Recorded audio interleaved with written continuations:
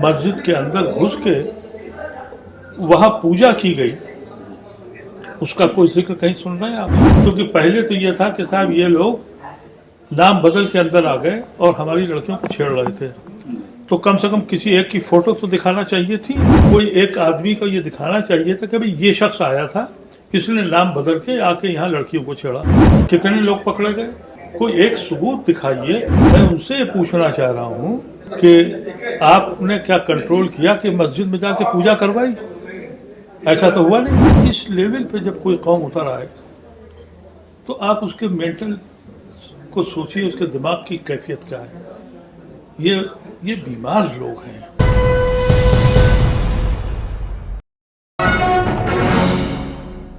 दौर में जो मामला सामने आया, ये 2 तारीख को ये कहा गया कि कुछ मुस्लिम लड़कों के जरिए गरबा पर पत्थरबाजी की गई।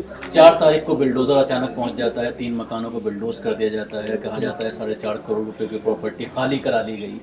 आज फिर 5 मुसलमानों के घर पर नोटिस लगाया गया है कल शाम फ्राइडे को, ताकि सैटरडे और संडे को कोर्ट ना जा सके कोई, और उसको कल गिरा दिया जाए। 24 घंटे का वक्त दिया गया है। तो एक नया चलन चल रहा है, और जब इस तरह की चीजें जब आती हैं खासतौर से सोशल मीडिया में, तो पूरा एक हिंदू तबका उसको जायज ठहराता है। देखिए, इसका तो बड़ा प्रोपेगेंडा हुआ जो आप बयान कर रहे हैं। अभी तक ये नहीं मालूम है कि पत्थर चलाए या नहीं चलाए, लेकिन ये कहा गया कि पत्थर फेंके।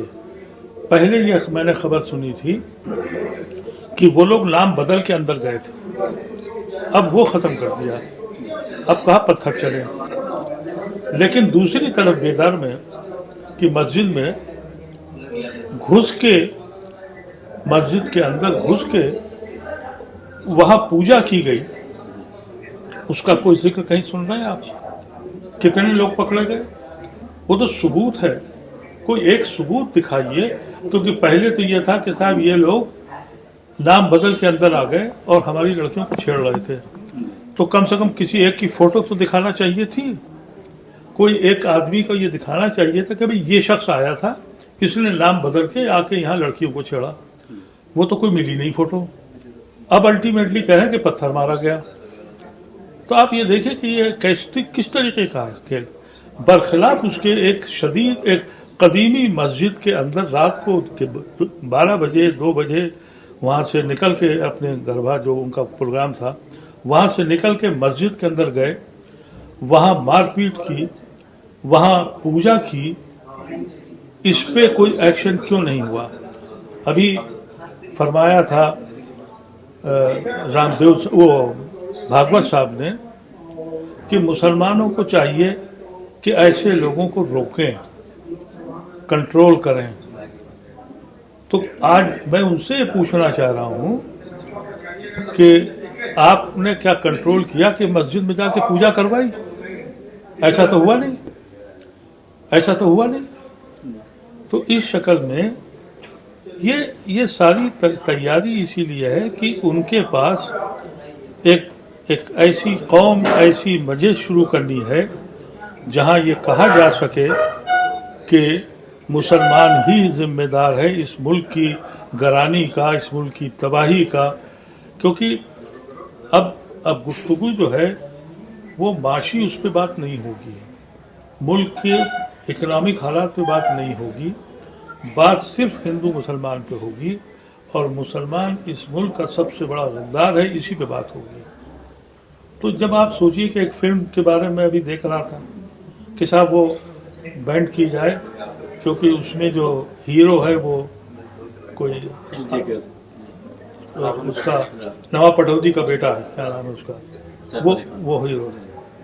उनका कि इसलिए बैंड की जाए क्योंकि ये मुगल लगता है, यानी मुगल लगने का मतलब ये कि मुसलमान लगता है, इसलिए इस फिल्म को बैंड किया जाए। हमारा बड़ा अपमान हो रहा है। यानी मजे का खेज बातें। अब ये इनको अंदाजा नहीं है कि फिल्म इंडस्ट्री में जो सबसे बेहतरीन भजन लिखे गए वो मुसलमानों ने लिखे, जो सबसे बेहतरीन गाने गाए गए वो मोहम्मद रफ़ी ने गाए। लेकिन अब उसकी शक्ल, क्योंकि वो सैफ अली खां शाह नाम है, सैफ अली खां, क्योंकि उसका नाम सैफ अली खां है इसलिए वो मुगल लग रहा है। इसलिए उसको न देखा जाए। अब इस लेवल पे जब कोई कौम उतर आए तो आप उसके मेंटल को सोचिए, उसके दिमाग की कैफियत क्या है। ये बीमार लोग हैं, ये मुल्क को उस जगह ले गए हैं। अब तो देखिए क्योंकि जिस तरह से आवाम सड़कों पे निकली है और राहुल गांधी के साथ human rights activist, social activist, different parties के लोग, नॉन पॉलिटिकल लोग वो खड़े हो रहे हैं, उतने ही अब इनको काउंटर हिंदू मुसलमान और करना है, जिसका मैं बहुत दिनों से सोच चुका हूं कि ये होगा। लेकिन जब राज्यों के इलेक्शन आते हैं, आज गुजरात की बात अगर हम करें, अरविंद केजरीवाल लग रहा था कि बहुत अच्छा वहां पर लड़ रहे हैं, लेकिन अभी उनके एक मंत्री के जरिए दिल्ली में एक शपथ दिलाई गई, जिस तरह से कन्वर्जन कराया गया लोगों को बौद्ध धर्म इख्तियार करने के लिए, और उसमें देवी देवताओं के बारे में ये कहा कि हम उनको छोड़ रहे हैं, तो उसको आज एक बड़ा मुद्दा मीडिया बना रही है, तमाम चैनल्स में डिस्कशन हो रहा है, और केजरीवाल की जो एक हिंदुत्व की छवि वो बनाने की कोशिश कर रहे हैं, तो उसको कहीं ना कहीं झटका लग रहा है। नहीं, केजरीवाल साहब का तो काम यह है कि वहां जो लड़ने के लिए गए उनकी सारी तकरीरें उठा लीजिए। वो तो कांग्रेस के खिलाफ लड़ने गए, क्योंकि कांग्रेस वहां हराने की पोजीशन में। पिछली बार 6 वोट उनके कम आए थे, और वो 6 वोट इसलिए कम आए थे कि अगर आपको याद हो कि पहले 2 राउंड में बीजेपी बहुत पीछे थी। तीसरे राउंड में हमारे प्राइम मिनिस्टर साहब ने एक तकरीर करी, वो हुआ ये था कि मणिशंकर अय्यर के घर पर उनके एक दोस्त जो वहाँ फॉरेन मिनिस्टर थे, रिटायर्ड होके आए थे, एक डिनर था जिसमें मनमोहन सिंह जी भी गए, जिसमें हामिद अंसारी साहब भी थे, हमारे चीफ ऑफ आर्म फोर्सेस भी थे रिटायर्ड। वहाँ एक खाना हुआ था। मोदी साहब ने ये ऐलान किया कि साहब कल वहाँ एक मीटिंग हुई थी जिसमें हमारे प्राइम मिनिस्टर साबिक, हमारे साबिक नायब सदर, हमारे साबिक चीफ, ये सब लोग पाकिस्तान के साबिक मिनिस्टर के साथ, फॉरेन मिनिस्टर के साथ एक प्लानिंग कर रहे थे कि मियां अहमद पटेल चीफ मिनिस्टर बनाए जाए।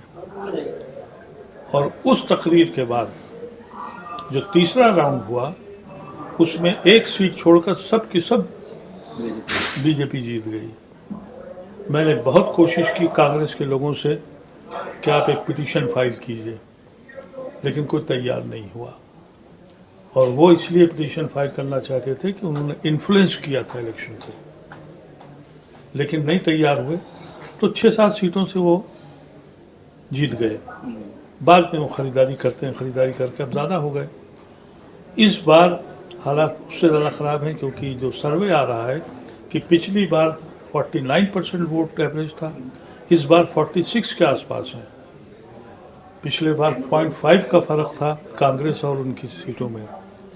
तो अब ये तो 6% का फर्क हो रहा है, इसलिए केजरीवाल साहब वहां तशरीफ ले गए कि वो सेकुलर वोट कट के वहां मोदी साहब वापिस आ जाए। क्योंकि किसी कीमत पर भी ये जो गुजराती बंधु हैं, ये गुजरात का इलेक्शन नहीं हारना चाहते, क्योंकि अगर ये हार गए तो 24 इनके हाथ में नहीं आने वाला है। ये बड़ी लंबी कॉन्स्पिरेसी है। अब जहां तक आपने उनका जिक्र किया, जो उनके मिनिस्टर हैं, वो मिनिस्टर हिंदू नहीं है, वो बौद्ध धर्म के हैं और वो मानते हैं अम्बेडकर को। अम्बेडकर ने ये बौद्ध धर्म अपना के, तो अब उनका ये कहना है मिनिस्टर का कि मैं किसी को मना तो नहीं कर रहा हूं, लेकिन मैं अब बौद्ध धर्म को मानूंगा। लेकिन केजरीवाल फंस गए, क्योंकि ये कहते थे कि वो हम देशभक्ति का झंडा लगाएंगे, तो उनका कि हम साफ कहा राम और लक्ष्मण को नहीं मानेंगे। जी। तो अब ये जो है, ये तो उनसे आगे जा रहे थे। ये तो कह रहे थे कि मैं अयोध्या से शुरू करूंगा, और मैं सारी अयोध्या खड़ी कर दी थी। तो ये कंपटीशन उनसे कर रहे थे, क्योंकि उनको दिल्ली में उनसे कंपटीशन है। बाकी जगहों पे वो बीजेपी को सपोर्ट करके कांग्रेस को गिराना चाहते हैं, और कोई ऐसी पार्टी नहीं है जो ऑल इंडिया हो सिवाय कांग्रेस के। तो वो अपना काम कर रहे हैं। वो पंजाब में उन्होंने यही किया, और अब वो हिमाचल में भी यही करेंगे। गुजरात में पूरी कुव्वत लगा दी है। ये पॉलिटिकल एंगल से ये जो मैं समझता हूँ कि 2024 में जो की बातें हो रही हैं कि सब पार्टियां मिल के लड़ें, उसमें केजरीवाल और टीआरएस, ये दो पार्टियां, याद रखिएगा, ये वो दो पार्टियां हैं जिन्होंने 370 भी पास करवाया, जिन्होंने ट्रिपल तलाक भी पास कराया, जिन्होंने एनआरसी भी पास कराया। ये अब बैकडोर से बीजेपी के साथ काम करेंगे।